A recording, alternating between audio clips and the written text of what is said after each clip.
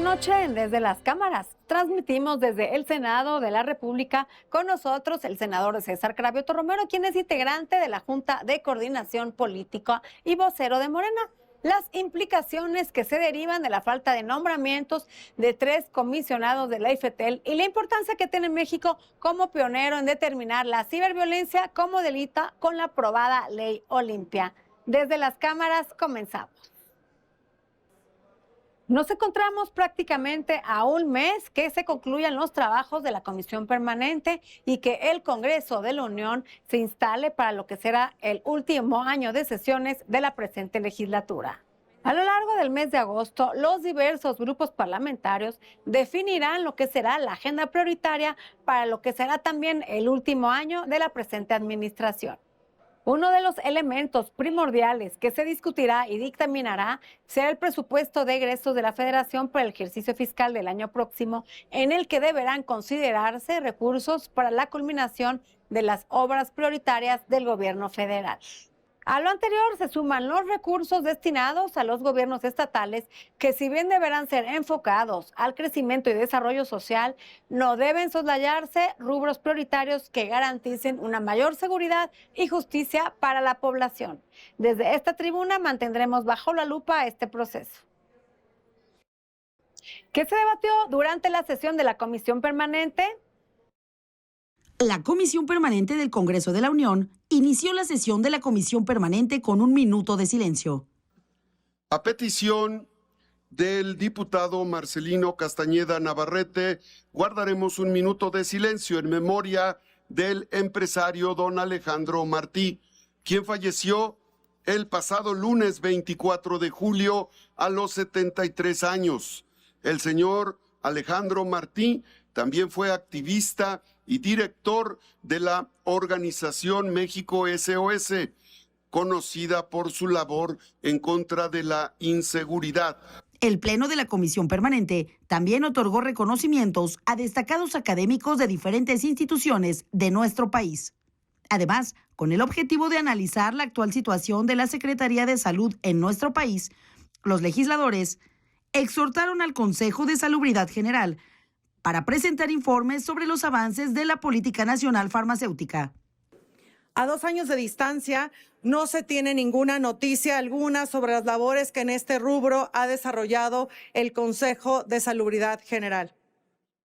De ahí la importancia de generar este exhorto para solicitársenos informe sobre los avances en materia de Política Nacional Farmacéutica. También el Pleno de la Comisión Permanente del Congreso de la Unión exhortó al Instituto Mexicano del Seguro Social a informar sobre los tratamientos médicos que brinda a los pacientes con Alzheimer. El Alzheimer es una enfermedad crónico-degenerativa que afecta a las células del cerebro, provocando que éstas dañen progresivamente y mueran. Cada año el Instituto Mexicano del Seguro Social atiende a más de 80,000 pacientes con Alzheimer. Finalmente, concluyó la sesión por falta de quórum y se citó para la próxima el martes 1 de agosto a las 11 horas. Desde las cámaras, Claudia Ivette García. Y ahora vamos con la entrevista que nos preparó nuestro compañero Víctor Sánchez Baños. Hay cerca de 6 billones de pesos en las Afores. Sí, 6 billones con B. Y esto significa una gran cantidad de recursos de los trabajadores que son sus ahorros y que ellos deben tener la libertad de hacer con su dinero lo que les venga en gana. Sin embargo, ¿qué es lo que va a pasar después de una serie de decisiones que toma la CONSAR de Julio César Cervantes? Hoy el Congreso quiere llamar a cuentas, por lo menos explicaciones, al director de la CONSAR. ¿Qué es lo que va a pasar? De eso vamos a platicar con el diputado Jorge Triana, vicecoordinador de la fracción parlamentaria del PAN en la Cámara de Diputados. Hay que recordar que a partir de la contingencia sanitaria que tuvimos a consecuencia de la pandemia, se permitió, se flexibilizó el hecho de que los trabajadores pudieran disponer de su recurso libremente, el recurso que tienen en su Afore, y que además se pudieran hacer transferencias de una Afore a otra de manera libre, sin ningún tipo de restricción. Sin embargo, para finales del año pasado, más concretamente el día 16 de diciembre del año 2022, pues se tomó la decisión por parte de la CONSAR de restringir este derecho de los trabajadores, de poder transferir o mudar este recurso de una Afore a otra. El argumento es que no querían que se pusiera en riesgo el recurso de los trabajadores porque había muchas minusvalías en ese momento con respecto a este recurso. Se decretó una especie de periodo o de impasse de 3 meses para que no se pudiera llevar a cabo estas transferencias, pero cuando llegaron los 3 meses subsecuentes, que fue el mes de marzo, se decretaron otros 3 meses con el mismo argumento, nada más que ya no hay minusvalías, ya hay plusvalías, de hecho. Ya estamos viendo que ya no está en riesgo. Entonces, bueno, esto nos parece realmente grave, nos parece realmente, pues por lo menos nos genera muchas dudas sobre el manejo que se le está dando al recurso y estamos por eso solicitando nosotros que se presente en el marco de la Comisión Permanente del Congreso de la Unión el titular de este organismo, Julio César Cervantes, para que nos explique las razones para que se llevara a cabo digamos que se coartara este derecho de los trabajadores. Y bueno, pues lo que más nos llama la atención, lo que más nos puede llegar a generar ruido, es que inmediatamente después se reserva toda la información sobre estas transferencias de recursos hasta por 5 años. Una reserva que desde nuestro punto de vista no tiene sentido, que es ilegal y que nos hace pensar muy mal con respecto también al manejo que se está dando al recurso, porque se maneja en la opacidad total. Nosotros estamos muy preocupados por el tema. Sí, es un monto multimillonario y nosotros entendemos que hay pues hay ciertos preceptos que permiten que se utilicen las Afores para fines diferentes al ahorro de los trabajadores. Por ejemplo, se pueden tomar para llevar a cabo obras de infraestructura pública, medidas contingentes y demás, siempre con la garantía de pues la Afore que está resguardando este recurso. Lo que no entendemos es que se cuarte la libertad para hacer la transferencia de un lugar a otro y además de manera burocrática. Déjame decirte que ahora que ya se reactivaron, porque ya están reactivadas después de medio año, ¿no?, de estar en este impasse, ahora que se reactivan estas transferencias de recursos de una Afore a otra, pues no se publicita esta situación. Simplemente en redes sociales trascendió alguna suerte de comunicado, de publicación de parte de la CONSAR, donde se nos dice que las personas que hayan iniciado un trámite para transferencia de su recurso de una Afore a otra, puede mandar un mensaje de texto a tal teléfono, después de que primero se los mande la CONSAR, responder un mensaje de texto y que se podrá reactivar este trámite. Eso pues es completamente inadecuado, inapropiado, carece de toda formalidad. No hay ningún documento oficial que avale que se inició el trámite, que se está reactivando. Nos preocupa de todas las formas posibles, sobre todo la opacidad. El dinero de los trabajadores es sagrado y debe dárseles siempre la oportunidad de que tengan más rendimientos y sobre todo la libertad de hacer con su dinero lo que les venga en gana, ya sea en una Afore o en otra. Por eso la CONSAR debe siempre respetar las libertades, no únicamente la decisión unilateral del gobierno de qué hacer con el dinero de aquellos que han pasado toda su vida ahorrando para su vejez. Hacen falta los nombramientos de 3 comisionados del Instituto Federal de Telecomunicaciones por parte del Senado de la República. Alicia Salgado nos va a dar su opinión. Alicia, ¿cómo estás? Muy bien, muchísimas gracias, Adriana. Fíjate que es interesante, te comentaba que tuvimos la tercera reunión del Comité de Competitividad del TEMEC y otro de los asuntos tratados fue justamente ese, la falta de respeto al arreglo institucional para mantener organismos autónomos independientes en materia de competencia. Y un área delicada es el área de las telecomunicaciones y la radiodifusión. Y hoy por hoy ese tema fue tratado y abordado ahí porque hay un fuerte cuestionamiento a la todavía fuerte preponderancia que hay en México y la dificultad que tienen actores de diferente naturaleza, lo mismo de radiodifusión que de telecomunicaciones, y para poder penetrar en condiciones tan difíciles, porque cuando tú tienes un actor tan fuerte, no importa la inversión que desarrolles y el despliegue que haces, tienes que trabajarlo triple.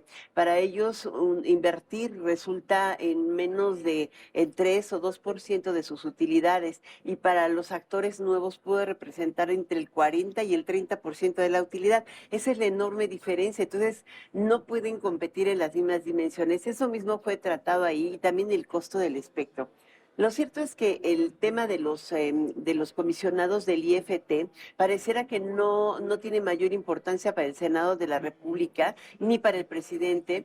La controversia constitucional que se interpuso desde enero del 2022 se encuentra durmiendo el sueño de los justos en el escritorio de Yasmín Esquivel, la ministra de la Corte, y hasta la fecha no ha salido, como fue el caso de la ponencia de la ministra Margarita Ríos Fajar, que ordenó al presidente y al Senado de la República reponer de inmediato el procedimiento para la selección de los comisionados de la Comisión Federal de Competencia Económica, y hoy son 7 y pueden sesionar. En el caso específico del IFETEL, pues no, faltan 4 y no pueden sesionar, y hay temas tan relevantes como el análisis de la preponderancia, que debería ser preocupación efectiva del Senado de la República. De aquí emanó la ley, de aquí han revisado todas las condiciones de operación y sigue sin cumplirse. Creo que ese es un tema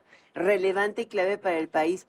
Decía el reporte que el debilitamiento de los órganos autónomos deja en condiciones dispares y de incumplimiento al gobierno de México frente a los otros pares.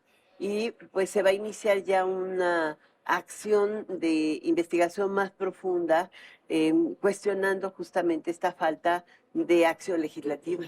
Así es, Alicia, porque también faltan los del IFETEL y los del INAI, y bueno, los del INAI, hasta claro. septiembre empiezan los periodos. Pero podrían hacerlo en la comisión permanente si los llaman a la tercera comisión y hacen todo el proceso.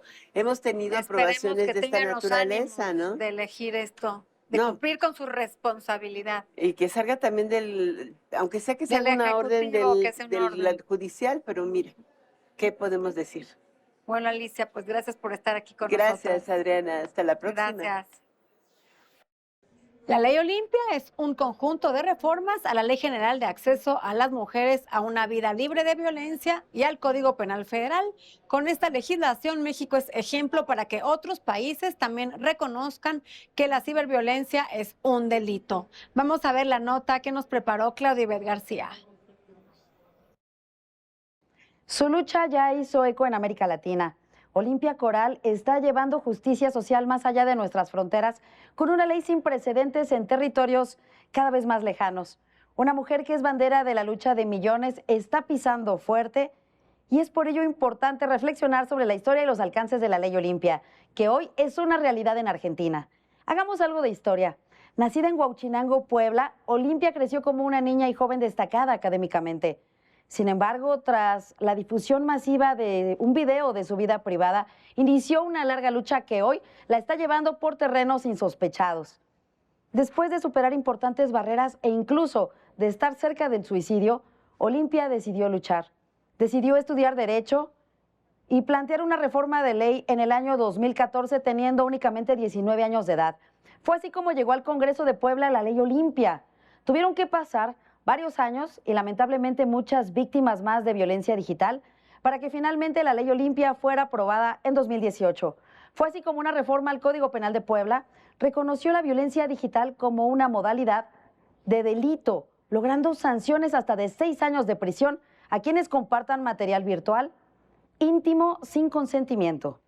Videograbar, audiograbar, fotografiar, elaborar videos de contenido sexual íntimo sin consentimiento se convirtió en un delito. También exponer, distribuir, difundir, compartir estos materiales es ilegal. Sin embargo, lo que inició como una legislación local se convirtió en nacional. Finalmente, en el año 2020, la Ley Olimpia fue aprobada en diputados y en el Senado, avalando una reforma al Código Penal y a la Ley General de Acceso de las Mujeres a una Vida Libre de Violencia. También 28 estados de la República y la Ciudad de México lograron reformas a sus respectivos códigos penales para establecer hasta 8 años de cárcel, así como multas económicas. Esta lucha, sin embargo, llegó mucho más lejos de lo que Olimpia hubiera imaginado. Argentina se convirtió en el segundo país de América Latina en reconocer la violencia digital como un delito. Con 191 votos a favor, la Cámara de Diputados de Argentina logró una modificación a su legislación para proteger a las mujeres, para incorporar la violencia digital como delito. Otros países ya están volteando a ver lo que México y Argentina lograron. Diversos colectivos de mujeres ya trabajan para que la ley Olimpia sea una realidad en Ecuador, en Chile. Sin duda aquí en Desde las Cámaras le estaremos dando seguimiento puntual a lo sucedido con la ley Olimpia en México y el mundo. Vamos a un corte comercial y no se vaya porque a nuestro regreso vamos a entrevistar al senador César Cravioto, quien es integrante de la Junta de Coordinación Política y vocero del Grupo Parlamentario de Morena. Vamos a hablar sobre lo que hace falta para debatir en este último año de legislatura. Olvidemos de los fideicomisos gigantescos que tiene el Poder Judicial. Eso también se puede modificar desde la ley orgánica del Poder Judicial. O sea, otra vez, no queremos que los ministros de la Corte derrochen el dinero.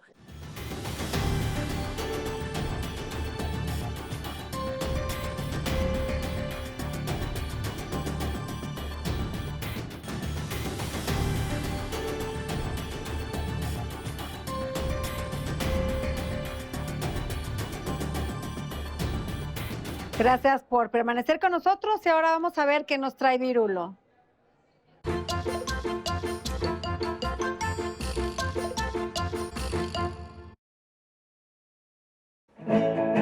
Mire usted qué situación, Fox me quiere quitar la pensión.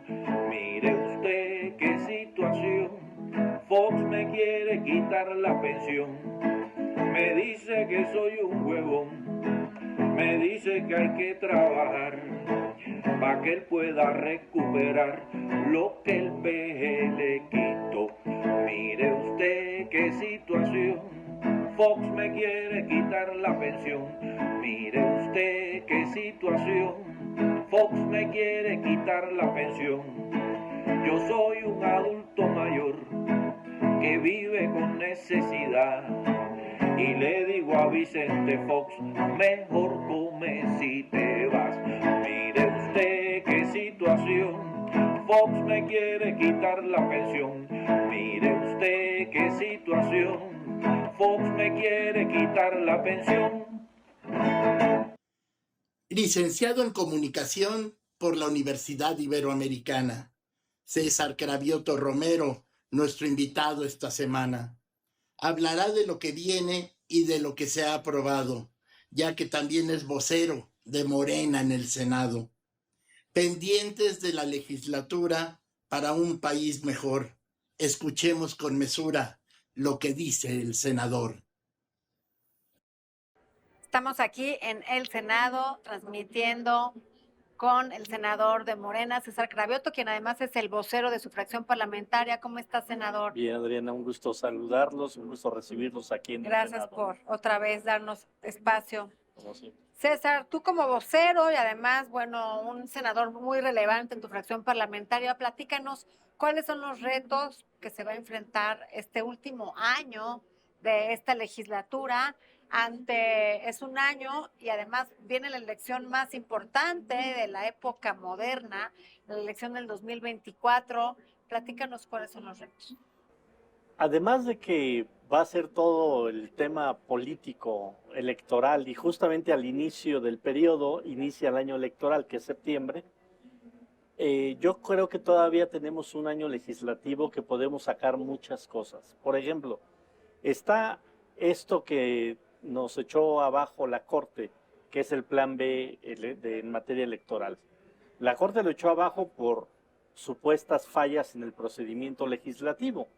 O sea, podemos volver a reponer el procedimiento legislativo y sacar. Igual, tal cual como viene el Plan B. Tal cual, para que ahora sí la Corte haga su trabajo y revise. ¿Y cuáles son las la fallas que el constitucionalidad. tema legislativo que la Corte... Pues en realidad fueron pretextos de los ministros, pero bueno, ya no nos vamos a meter a pelearnos. El asunto es que podemos reponer el procedimiento y volverlo a sacar. Está todo el tema de la reforma al Poder Judicial, que si bien no vamos a tener elementos o va a ser muy difícil sacar una reforma constitucional, sí podemos hacer cambios a leyes orgánicas del Poder Judicial. Están los... Este tema del Poder Judicial es muy relevante. Muy Hace relevante. unas semanas tuvieron unos conversatorios para definir si estos ministros, que bueno, son ministros, son perfiles muy técnicos, jurídicos, van a ir a voto popular o se van a seguir eligiendo como se siguen eligiendo, que es por una terna y que la elige en la Comisión de Justicia y de Puntos Constitucionales en el Senado. Así es, como otros tantos temas que tenemos que meternos al Poder Judicial. También estos famosos casi 80 nombramientos que tenemos pendientes en el Senado, porque todo se ha centrado en lo del INAI, pero no solo es el INAI, tenemos magistrados de salas regionales del Poder Judicial, tenemos, en todos los estados hacen falta ya magistrados de los tribunales electorales, tribunales agrarios, están acéfalos, Consejo de la Judicatura, hace falta del IFETEL, de la Comisión de Derechos Humanos, o sea, hay 70 y tantos nombramientos, entonces también podemos sacar esas tareas. Está, por ejemplo, en la mesa la ley de aguas nacional, que es un tema relevante, tenemos que sumamente prever relevante, es un tema de emergencia escasez nacional. O sea, todavía tenemos una gran agenda legislativa que podemos desarrollar, que podemos sacar adelante. Entonces, y obviamente pues el debate político. Aquí en este espacio, pues es un espacio natural del debate político, aquí el Senado de la República. Hay un tema que se ha quedado pendiente, que es el tema de la legislación de la marihuana, que puede no ser políticamente correcto aprobarla en estos tiempos que vienen elecciones. Tú como vocero de tu fracción, ¿está dentro de la agenda? Pues mira, es un tema que estamos impulsando mucho la senadora Olga Sánchez Cordero y un servidor. De hecho, yo metí una iniciativa, ella también metió una iniciativa, y hay varias iniciativas. Yo creo que hay condiciones para avanzar, y yo soy de la idea que debemos de aprobar. Yo soy de esa idea. No hay consenso total en el grupo, y menos en todo el Senado de la República. Dentro de tu grupo parlamentario no hay consenso. No hay consenso. Para algunos compañeros y compañeras sí hay que sacarla y para otros no. Entonces, bueno, pues tendremos que debatir y en estos meses antes del periodo a ver si lo metemos dentro de la agenda prioritaria del grupo parlamentario. César, ¿algún otro tema que tú traigas en lo personal que quieras sacar en este año? O sea, yo sí creo que nos da para volver a meter el plan B electoral y nos da para hacer algunas reformas, si no constitucionales, sí de leyes ¿Cuáles son como los 5 puntos más importantes del plan B y de la reforma judicial? Bueno, del plan B, darles más alternativas de voto a todos los mexicanos en el extranjero. Ese tema es fundamental. Que haya espacios para las minorías, afromexicanos, comunidades indígenas, personas de la comunidad LGBT, poner ya en la ley la paridad de género. La paridad de género no está en la ley, eso solo está en los procedimientos que ha aprobado el Instituto Nacional Electoral. En el plan B lo quisimos meter al tema de la ley, el que haya más orden en el manejo de las campañas políticas, que también ahorita hay bastante desorden. Esos 4 temas. Y el quinto tema que me parece muy importante en este sentido de lo electoral es que no derroche dinero el INE, que tenga dinero suficiente para hacer buen trabajo para organizar las elecciones, pero ya basta, ya basta de tiempos electorales, sino todo el ciclo. Claro, claro, porque trabajan fuerte en los periodos electorales, pero sus presupuestos son iguales aún cuando no hay periodos electorales. Pues eso no es coherente con la necesidad que tiene México de seguir liberando recursos para programas sociales, para obra pública. Y los puntos, además de la reelección, de la elección de los ministros de la Suprema Corte, ¿cuáles serán los 3 puntos más relevantes de esta reforma judicial? De la reforma judicial, bueno, esto de la forma en que se eligen a los ministros tendría que ser dentro de una reforma constitucional, que eso difícilmente nos va a dar. Pero sí podemos hacer en la ley orgánica del Poder Judicial reformas, por ejemplo, que las reuniones del Consejo de la Judicatura, que es quien revisa el actuar de ministros, jueces, magistrados, pase en el canal judicial. Hoy no sabemos qué están discutiendo en el Consejo de la Judicatura. 2, que justamente ese Consejo de la Judicatura, su presidente no sea la presidenta de la Corte. O sea, entre ellos se revisan. No, tiene que haber más transparencia. Estamos hablando de transparencia, aquí se la pasan hablando del INAI, no sé qué. Pues ellos son una sola cúpula, la que se revisa, la que se autosanciona, etcétera. No debería de ser de esa forma. Y 3, olvidemos de los fideicomisos gigantescos que tiene el Poder Judicial. Eso también se puede modificar desde la ley orgánica del Poder Judicial. O sea, otra vez, no queremos que los ministros de la Corte derrochen el dinero que es pues de los impuestos de todos. El tema del presupuesto es tan relevante ya que no se ha logrado establecer sistemáticamente el tema de los juicios orales y profesionalización de los MPs, de los jueces, por falta de recursos. Y tienen fideicomisos de 20,000 millones de pesos.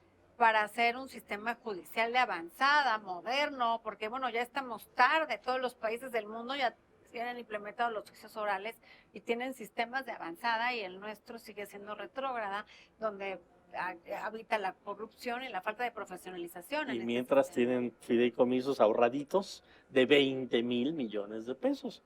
O sea, no hay dinero para implementar los juicios orales.